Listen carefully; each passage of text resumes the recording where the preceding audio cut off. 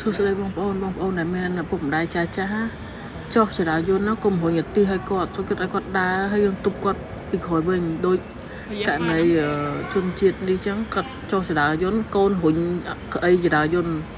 ចៃដនអីគាត់ក៏បានលមាធ្លាក់ពីលើដល់ក្រោមនេះហើយចឹងទៅបើអាចឲ្យគាត់ដើរចុះចរាយន្តចុះអីចឹងទៅស្រួលជាងព្រោះឯពេលណាដែលគាត់ដើរគឺសុវត្ថិភាពយើងអាចទប់គាត់ពីក្រោយបានពេលណាយើងរុញក្អីចុះចរាយន្តគឺយើងអាចមានលំនឹងទប់គាត់បានទេអញ្ចឹងទៅធ្វើឲ្យគាត់នឹងធ្លាក់ចុះមកមានបញ្ហាជួនកាលអាចមានគ្រោះថ្នាក់ដល់ជីវិតទៀតពេលដែលគាត់ធ្លាក់ហើយហ្នឹងណាបានគេហៅឡានពេទ្យមកជួបបានសន្តិសុខនៅក្នុងផ្សារហ្នឹងគេខលឲ្យឡានពេទ្យមកព្រោះអីគាត់ដើរអត់កើតទេគាត់ដើររឿងត្រួតរឿងធ្លាក់តាំងពីជាន់កម្មទី2មកហើយ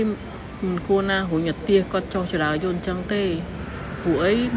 មនុស្សធ្ងន់ណាអត់មានលំនឹងណា